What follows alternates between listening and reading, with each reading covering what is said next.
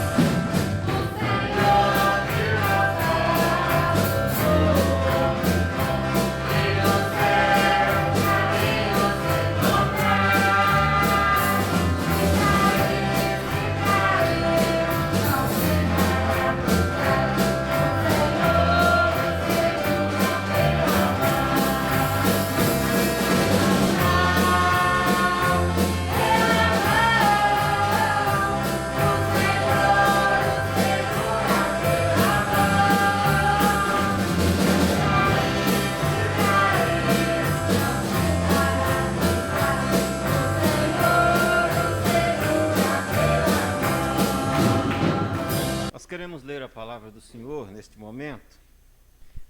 Livro de Apocalipse, você pode manter a sua Bíblia aberta. Veremos outros versículos em Apocalipse. Capítulo 2, número 7.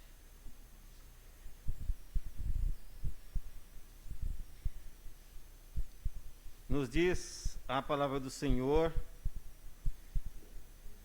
E você que está em casa, que vai estar ouvindo também esse vídeo, né? Se desejar, estiver na sua casa e tiver essa oportunidade, possa também acompanhar aí.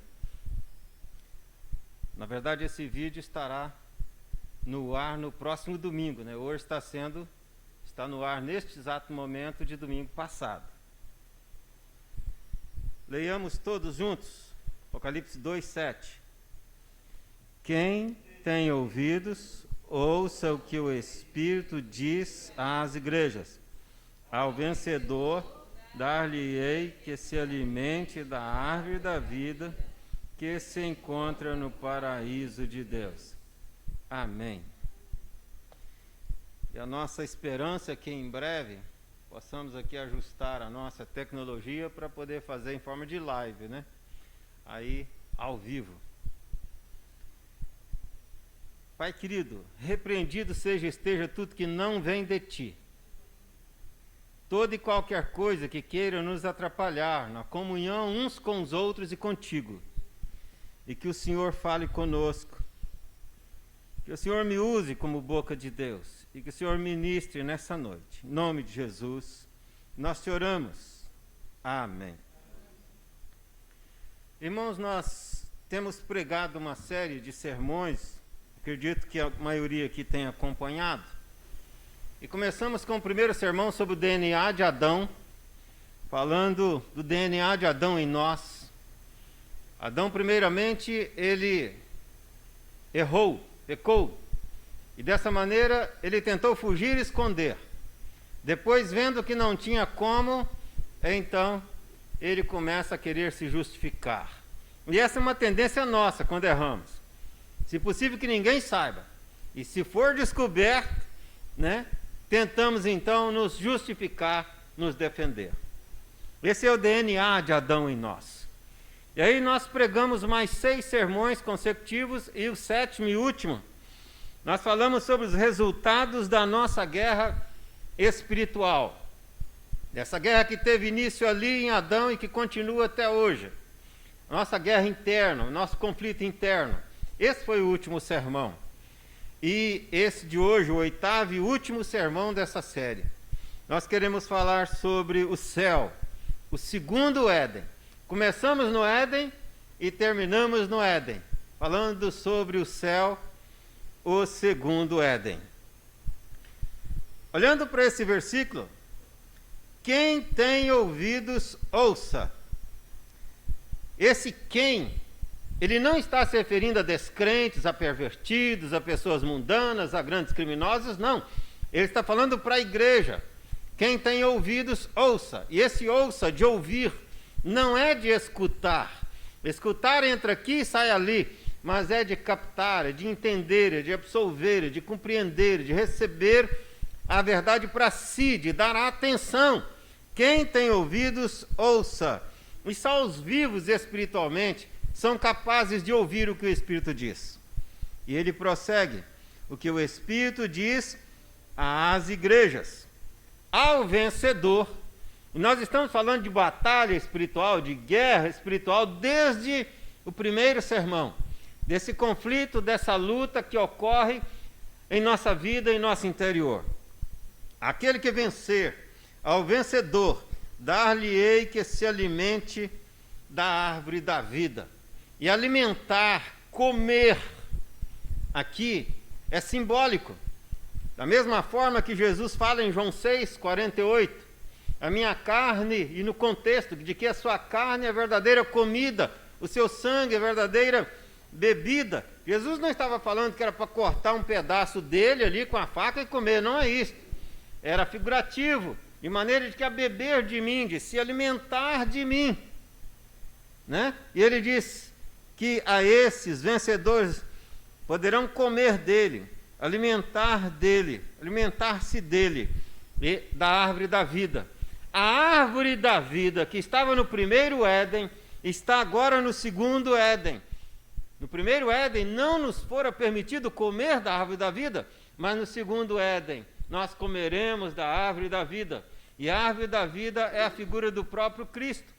Como sabemos disto?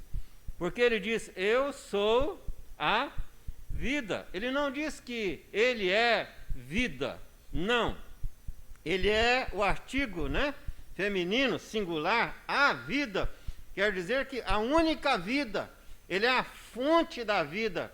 Eu sou o caminho, eu sou a verdade, eu sou a vida. E em muitos textos ele vai repetir que ele é a vida. Aquele que morrer em mim, aquele que crê em mim, ainda que morra, viverá. Jesus é a fonte de vida. E a árvore da vida, poderemos nos alimentar dela, que se encontra onde? No paraíso de Deus. Ora, essa árvore estava lá no Jardim do Éden. Essa árvore está na Nova Jerusalém, na Cidade Santa. Essa árvore está no Novo Éden.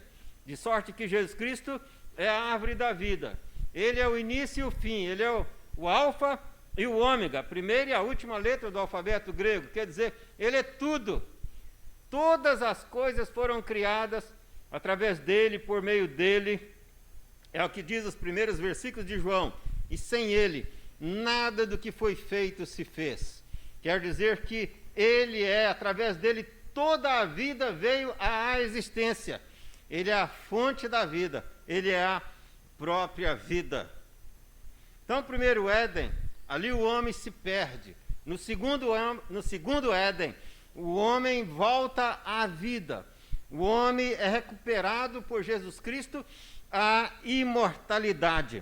No primeiro Éden, o homem morreu espiritualmente falando. No segundo Éden, o homem agora está vivo com Deus. Em Apocalipse, capítulo 21, o versículo de número 22, nos diz assim a palavra do Senhor. Nela, na Nova Jerusalém, no céu, no segundo Éden, não vi santuário, não tem templos lá, porque o seu santuário é o Senhor Deus Todo-Poderoso e o Cordeiro. Os dois são o santuário. Nós estaremos nele, ele estará em nós, nós estaremos juntos dele, estaremos na presença dele. Portanto, o segundo Éden é muito superior ao primeiro Éden, porque o primeiro Éden é a figura de um jardim, o segundo Éden é a figura de uma cidade.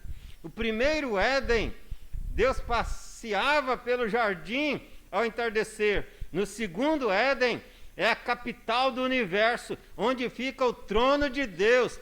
E diz a Bíblia, eis o tabernáculo, eis a morada dos homens com Deus. Nós nos assentaremos no trono de Deus, no trono do universo, na capital do universo, estando com o Rei dos Reis e Senhor dos Senhores.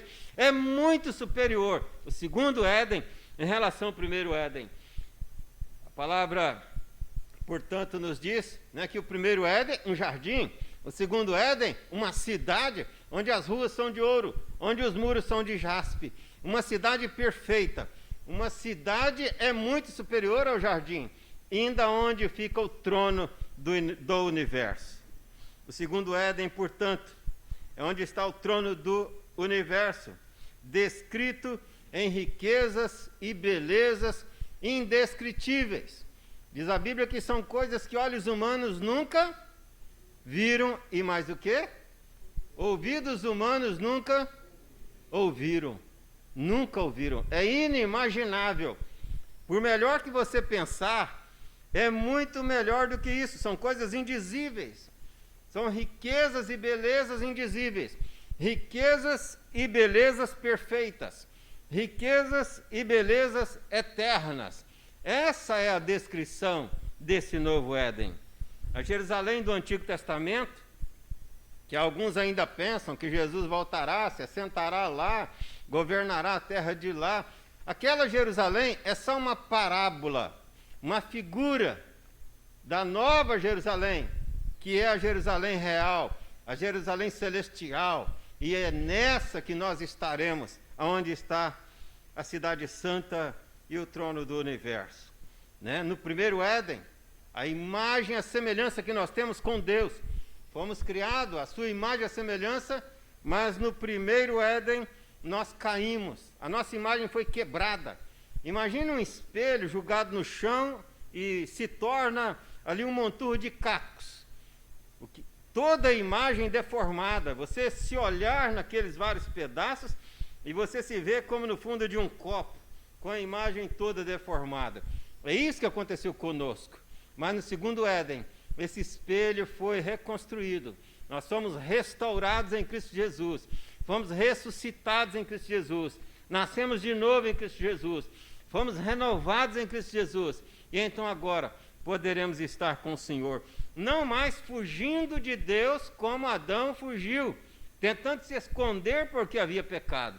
Não mais tentando se defender diante de Deus e se justificar. A culpa foi de Eva, e Eva, a culpa foi de Adão. Não, lá não haverá mais isto. Pelo contrário, estaremos na presença de Deus.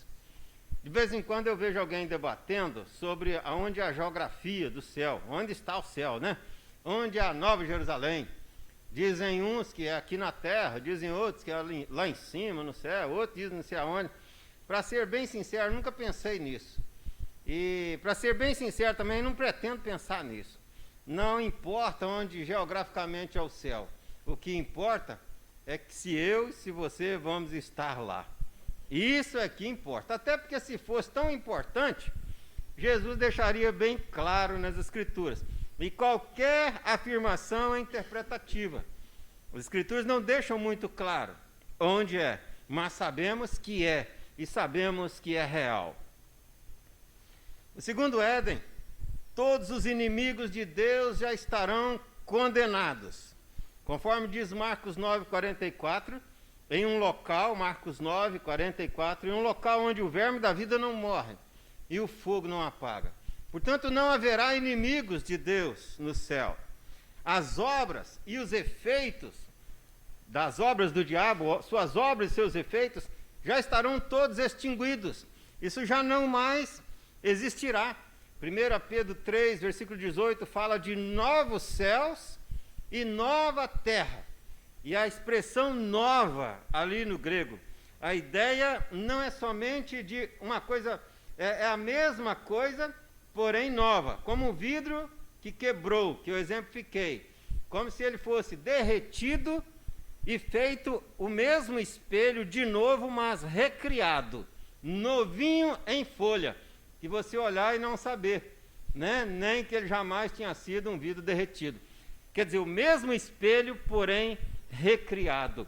E 1 Pedro 3,13 diz isso, que novos céus e nova terra, porque a gravidade da pecaminosidade, desde quando Lúcifer fora expulso dos céus, né? E o homem caiu na terra, eis que toda a criação tornou-se contaminada, e toda a criação será nova, novos céus, nova terra, todos recriados, os mesmos, mas totalmente purificados, santificados, transformados, onde não haverá mais lágrima, onde não haverá mais pandemia, coronas, né? Não haverá mais vírus, onde não haverá mais choro, onde não haverá mais briga de marido e mulher, filhos com pais, etc., onde não haverá cadeias, onde não haverá maldições, onde não haverá mais falta de dinheiro, isto e aquilo, onde todo tipo de problema, de provações, de tentações, de perseguições, já não existirá mais, e nós seremos perfeitos como Jesus Cristo é, lá nesse Nova Jerusalém, totalmente uma realidade transformada e mudada. E todo ao longo da história, da sua própria vida, da nossa vida, Deus está nos preparando para que quando nos encontrarmos com Ele, possamos ir então morar nesse lindo lugar. O capítulo 21 de Apocalipse, o versículo 1 e 2, ele inicia dizendo assim, a palavra do Senhor: vi novo céu e nova terra, pois o primeiro céu e a primeira terra passaram, o mar já não existe. Se você ler o Apocalipse inteiro, você vai perceber que em vários lugares, mar é simbólico. Muitas águas, barulho de muitas águas, né, são barulhos de muitos povos, diferentes povos, e não exatamente água. Vi também cidade santa, a nova Jerusalém, que descia do céu, da parte de Deus, enfeitada, ataviada como noiva, adornada, linda, enfeitada para o seu esposo. E nós sabemos quem é a noiva. Quem é a noiva? A igreja. E quem é o noivo? É Cristo. Eis o encontro da noiva com o noivo. É comparado à ideia de um gozo eterno entre o marido e a mulher, a noiva e o noivo, Cristo e a igreja. Só que um gozo não de alguns minutos, mas um gozo eterno, que nunca terá fim, e que estaremos na glória, e nesse completo e perfeito e belo gozo, eternamente com o Senhor. Se você ler Cantares, é uma parábola, fazendo referência entre Cristo e a igreja. Leia Cantares para você ver. E você, Cristo, né, ali o marido, e a esposa, a igreja. Uma parábola de Cantares. Portanto, criticar a igreja de Cristo. E eu não estou falando de criticar denominações. Há muitas aí que até precisamos criticá-las, né? Porque heresias absurdas que precisam ser rejeitadas. Mas quando criticamos a igreja de Cristo, nós criticamos ao próprio Cristo. Ofendemos ao noivo. Criticamos a noiva de Cristo. Quando nos opomos à igreja de Cristo, nos opomos ao próprio Cristo, ao seu noivo.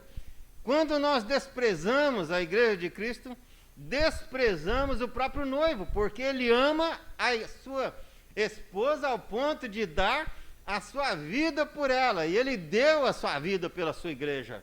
Portanto, quem se mete com a igreja de Cristo, se mete com o próprio Cristo, porque ele ama a igreja ao ponto de se entregar, que se entregou por ela. E Paulo usa essa figura de linguagem, né?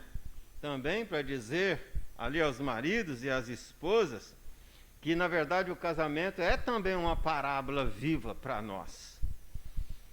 A Nova Jerusalém, a capital do universo.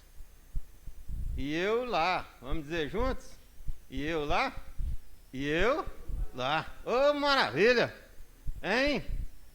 Nós lá na Nova Jerusalém, não é verdade? Isso é impensável. Na capital do universo, né? Uma cidade paraíso, a Nova Jerusalém, uma cidade perfeita. Lá não haverá fome, não haverá mendigos, não haverá meninos de rua, não haverá necessidade de policiais, nada disso, porque todos e tudo é perfeito em riqueza e em beleza e em eternidade. Apocalipse capítulo 14, versículo 13, portanto, diz: felizes os que morrem no Senhor. Deus se agrada na morte dos seus santos, porque na verdade a morte acaba se tornando uma passagem daqui para a Nova Jerusalém. O primeiro Éden é terreno, mas esse Éden aqui é celestial. A história, né, da igreja é como, e a história que é a história da noiva, é como um filme. Um filme que nós temos um spoiler, né? Um filme que nós sabemos qual é o final. Sabemos qual é o final desse filme. Para nós, é a Nova Jerusalém.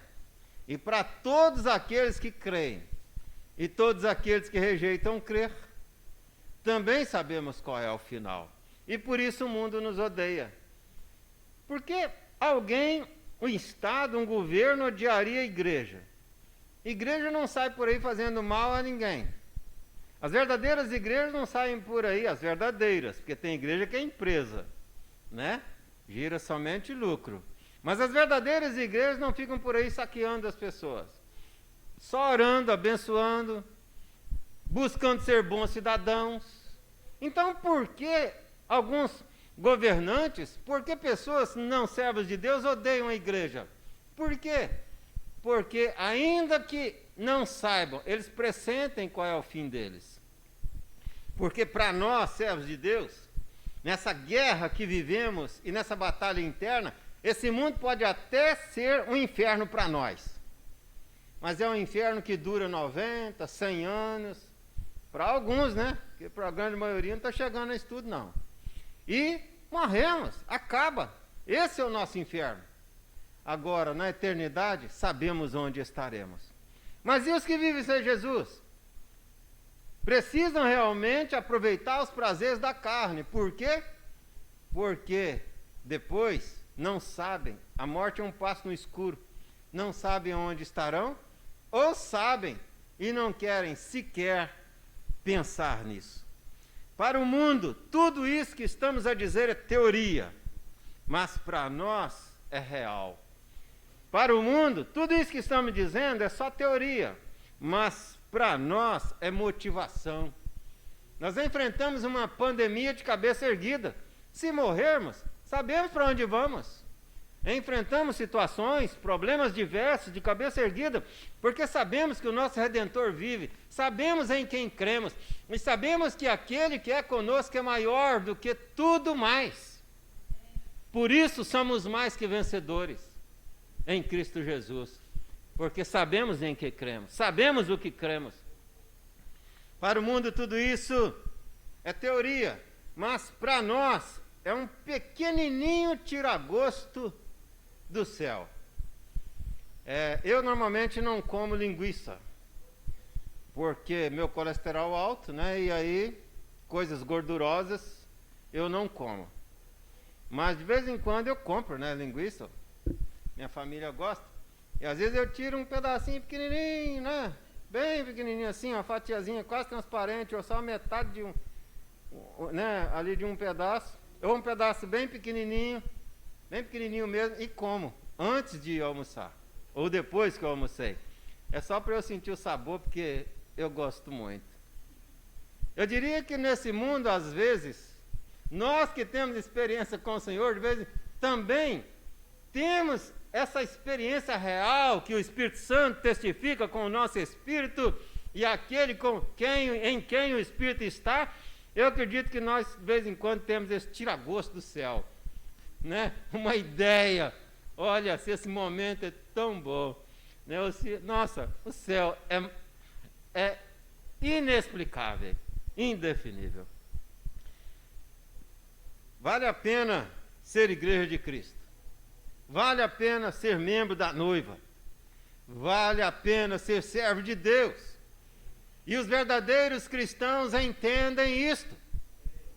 Se você olhar na história da igreja, Nero, aquele psicopata, né, imperador romano, ele botou fogo em Roma, só você ler a história, e pôs a culpa nos cristãos, pra você ter uma ideia.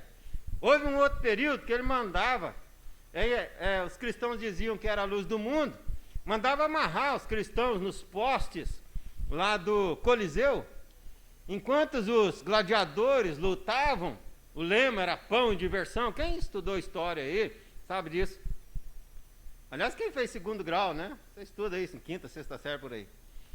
Amarrava os cristãos no poste e incendiava. Que eles diziam, vocês são a luz do mundo, vão iluminar o estádio enquanto a luta acontece. Os cristãos iam cantando para as arenas. Imagine só você cantando para a morte. Para ser jogado nas covas de leões, para serem enterrados só com o pescoço por cima, e animais passavam por cima com arado. Mortes terríveis. Mas os cristãos iam para a morte cantando. Sabe por quê? Porque os cristãos não têm dúvida, os verdadeiros não têm dúvida, não têm dúvida da Nova Jerusalém. Nós sabemos para onde estamos indo. Nós sabemos em quem nós cremos. Sabemos que vale a pena sofrer por Cristo se necessário for. Sabemos que vale a pena morrer por Cristo se necessário for. As igrejas estão cheias de pessoas que não conseguem enfrentar um problema pequeno familiar, não conseguem enfrentar um problema de saúde, não conseguem enfrentar nada, qualquer coisa, estão caindo, derretendo, reclamando, chorando e até blasfemando. Que cristão é esse? Não entendeu o que é ser de fato servo de Deus ainda. Vale a pena sofrer, vale a pena morrer, vale a pena ser preso. Em vários países do mundo hoje, você pode fazer uma pesquisa aí, né? Considerados países, janela 10 por 40, onde fica a maior parte da população do mundo. E ali, praticamente em todos esses países, alguns duríssimos, como Coreia do Norte, por exemplo, é proibido você pronunciar o nome Jesus. E tem crentes na Coreia do Norte, né? Aí, segundo algumas missões, em campos de concentração. Os irmãos preferem ser presos, os irmãos preferem serem mortos do que renegar a fé. E outros crentes renegando a fé, chutando balde, abandonando a obra de Deus por coisas tão insignificantes. Não entenderam a glória, o privilégio de serem membros da Igreja de Cristo. Isaías 40, ali o verso, não vamos ler, só citar em casa, você pode conferir. Os versos 17, vizinhos, fala sobre a Terra, o nosso planeta, e sobre a população da Terra. É interessante porque já 400 anos antes de Cristo, a Bíblia diz que a terra cambaleia como um bêbado firmada sobre o nada. Quer dizer, o que a ciência descobriu, né? Quantos anos depois, né? Sistema de rotação, translação. Mas ali fala do tamanho da terra. A terra é como um pingozinho de água que escorre de um balde. Digamos que a terra no universo é como um grão de areia. Hoje a ciência confirma isso. A possibilidade, né, a existência, digo, de milhões de corpos celestes. Muitos deles são muitos maiores do que a Terra. Mas leia Isaías 40, a majestade, a glória do Senhor. Todos os povos da Terra juntos, hoje, 7 bilhões de habitantes. Deus diz assim, são menos do que nada. Na linguagem de hoje seria assim, são invisíveis aos meus olhos, de tão pequeno que são. 7 bilhões de habitantes são invisíveis aos olhos do Senhor. Juntando tudo é pequeno demais. A terra é como um pingo d'água. Gente, para mim, Gerides, a terra é tão grande, eu acho o Brasil tão grande. Você falar com esse planeta é tão pequenininho assim? Aí eu me voltei para mim quando eu li esse texto, comecei a pensar, meu Deus, se a terra é um pingo d'água, de que tamanho sou eu? Olha, aí as irmãs aí da área da saúde, né? Sabem melhor que eu isso, né? Que há milhões de neurônios na nossa cabeça, né? na cabeça de uma pessoa só. Eu penso que eu devo ser assim, então, né? Do tamanho de um neurônio. Ou de um anticorpo. Eu não posso falar do tamanho de um vírus, porque o tamanho do vírus é um ímpio.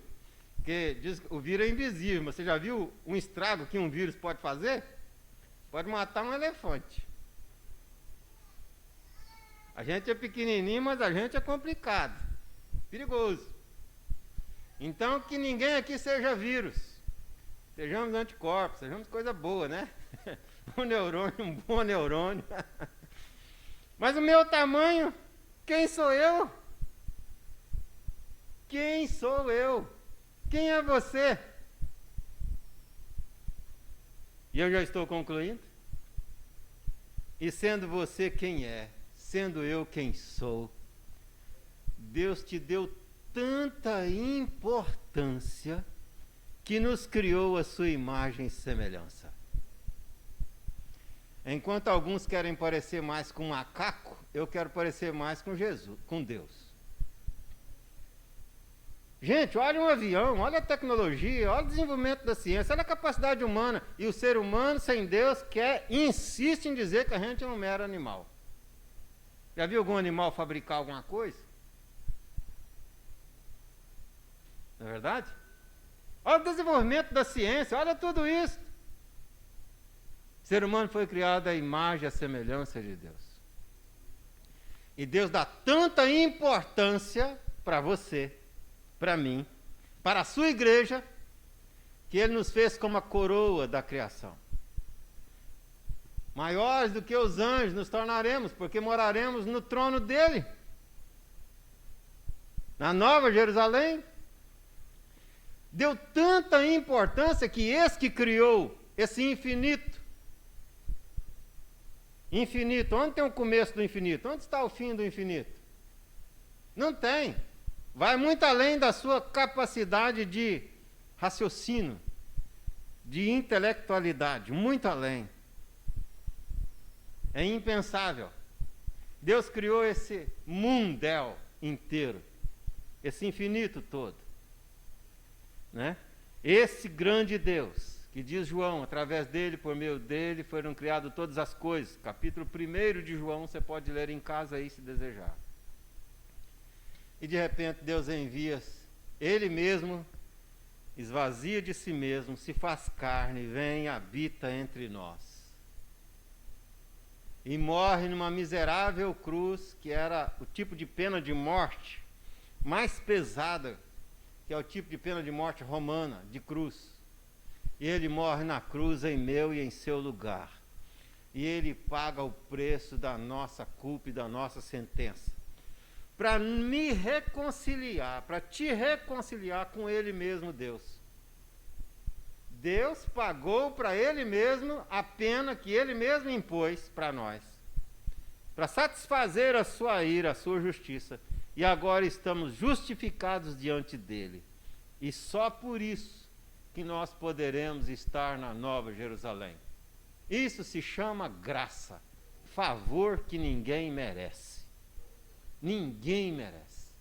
Presente absoluto de Deus para todo aquele que crê no Senhor Jesus Cristo. Duas perguntas então. Para onde você está indo? Ninguém aqui vai ficar para semente. Daqui 100 anos todo mundo já foi, provavelmente. Daqui 120 anos, vou pôr 120 para ficar mais seguro. Até o Gael já foi. A gente apresentou aqui na oração o bebê. E aonde você estará na eternidade? Não estou perguntando se você é membro da igreja, se é membro de outra igreja, perguntando nada disso. Aonde você estará na eternidade? João 6,47 nos diz: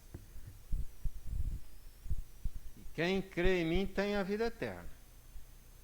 Em verdade vos digo, quem crê tem a vida eterna. Quem não crê, em outro texto ele diz, já está condenado.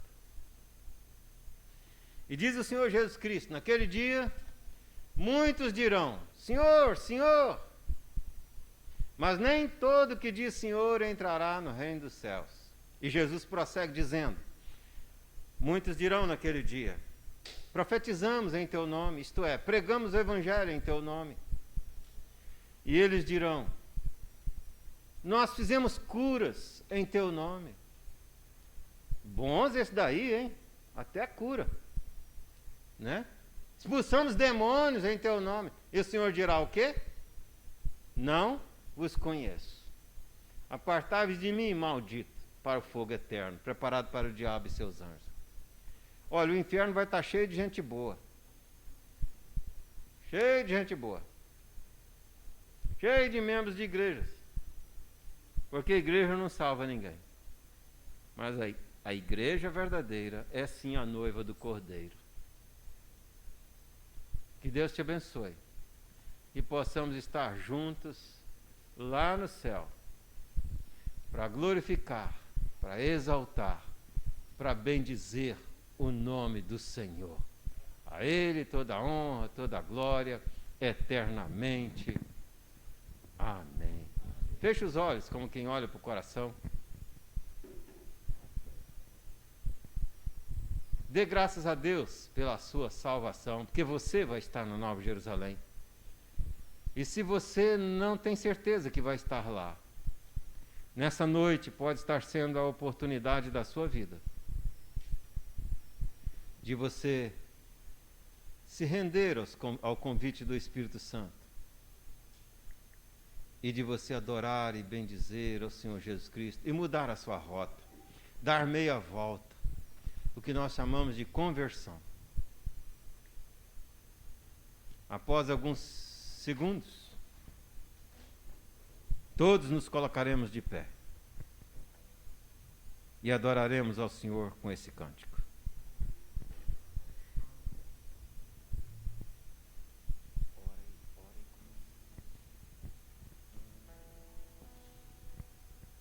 Senhor Deus e Pai, soberano Deus, nós te louvamos e nós te agradecemos, Senhor, pela tua bondade e misericórdia, porque a tua palavra é viva e eficaz em nossas vidas. Obrigado, Senhor, por estarmos aqui na tua presença. E agora, Senhor, nós vamos mais uma vez entoar um louvor de gratidão a ti, dizendo que tu és soberano sobre a terra e sobre o céu, tu és, Senhor, absoluto. Nós te louvamos e te agradecemos no nome de Jesus. Amém. Vamos ficar de pé e encerrar este culto de louvor e adoração cantando Tu és soberano.